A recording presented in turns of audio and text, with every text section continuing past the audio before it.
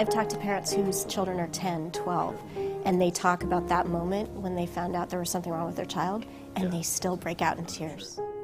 How would you feel if doctors told you your son was mentally retarded? He would never function beyond the level of a 6-year-old. His outlook bleak. I was devastated. How far would you travel if there was only one place that held the key to unlocking your child? There was no other option. You know, you do what you can for your children, and if it means that I have to drive 500 miles in a day, I'll drive 500 miles. What would you do if the services your child so desperately needed all but vanished because of a rising plague of budget cuts, where therapies for an endless list of disabilities are reduced to minutes when a child needs hours? It's an era where the need grows fast, but the wait lists grow faster. These kids need this, and if they get it, they're able to do amazing things like go to college and have lives. But if they don't get it, they're going to be in special ed their whole life. It's a system that unexpectedly became overburdened because autism came out of nowhere. With a child diagnosed every 20 minutes, it's turning parents' lives upside down. They don't know if their child's ever going to talk. They don't know if, they just don't know. It's like a total unknown for them. And they don't know where to go, and they don't know what to do, and it's very hard. But for those who have walked through Charlene Sigman's doors, the fears of knowing where to go and what to do have all but gone away.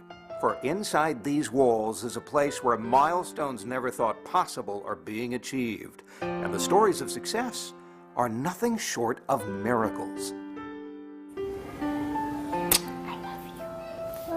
They provided him such a great start on his life, and that's immeasurable. I don't know how you pay that back. In 2001, inside their rented Pleasanton home, Charlene and Mitch Sigman created Happy Talkers, a one-on-one and one-of-a-kind speech immersion program. Every room was transformed to serve the kids, even to the point that this family of 4 all lived in the master bedroom. Happy Talkers quickly grew from 4 kids a week to 120. But there was a problem that no one addressing a need so great should ever face. The Sigmans were forced to leave. So from here, from our house, started a journey that lasted 7 moves in 3 years. These kids, who needed a stable, familiar environment, would never see such a thing. They'd be in rented space at a church and in office buildings. It was a stressful existence for everyone involved. It's laughable at this point, all the stuff that we have to go through. It's laughable. Happy Talkers soon settled in an office building in Dublin, and now sees some 300 kids a week. But it was in 2006, just a mile away, back in that same rented classroom space at Crosswinds Church, where Charlene opened the School of Imagination. Where is Ryan? Where is Ryan? Here. Here I am. How you feel today? Happy. You're happy? You're hoppy or happy? It's a preschool program unlike any other, a model others throughout the country now follow. It's a one-stop shop where therapists come into the classroom so parents don't have to drive all over for therapy. Here, there's one goal: to get kids with special needs ready for kindergarten. Of all the stories of success over the years, it's the story of little Luke Sanchez, Happy Talker's first student, that is nothing short of amazing. He didn't seem to be advancing as quickly. Mom Sabrina was told Luke would never read past 2nd grade level. At 4.5, he spoke like a 2-year-old. So why is Luke, now a 5th grader at the acclaimed Hacienda School in Pleasanton, reading above 5th grade level? Overhead of a pair of eagles work the shoreline looking for fish. Yeah, not only does he read English, he is taking Chinese and Spanish. So I don't know any Mandarin, but he certainly does. So it blows people away when we go to a Chinese restaurant and he starts talking to folks. All right, what about a 90-degree angle? What is that? Luke is now a class tutor, an active and courageous kid who's a star on his Little League team. Charlene immersed him in a host of therapies, and he flourished. Doctors had it wrong. And he started finding joy and lighting up and being able to put a couple of sentences together, and his world was just before him. A child that has a diagnosis of a drool bag and being tied into a chair, this is not who Luke is. Don't give up on your kids. Don't get tied into a diagnosis, because you know what? Sometimes that's just words. And we don't want to give up on any of these kids. If I can't do it, we'll figure out who can. And that's actually what I tell the parents when they come in. If I can't help you, I'll find out who can.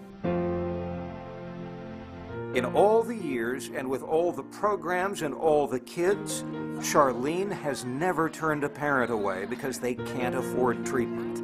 And in all these years, there's one thing the Sigmans have dreamed of: a permanent home to call their own. I know what we could do if we had the resources. We could offer programs that, you know, that are in my head, but I can't make happen.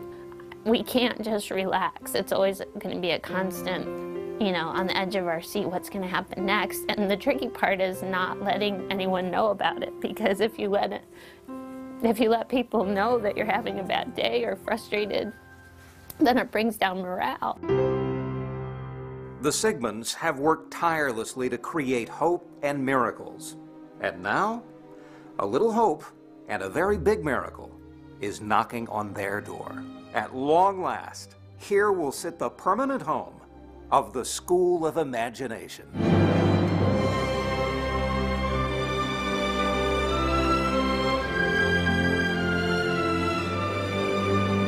They will be able to start planning that building, and it will be theirs for as long as their program exists. Dublin Mayor Janet Lockhart secured a deal with a local developer to donate the land and to construct a place where miracles will be made for years to come. And just think about all those other kids out there who will now get the help they so deserve in a place they can call home. We're unearthing jewels every day. Our vision is big, our goals are big. They're my heroes, and I thank them for helping my speech. And they're just great people, and I'm glad they had the time to do that with me. These special needs kids are a very small portion of our society. They are the ones that need our support. As a community, we have to do this to help these kids. We have to do this.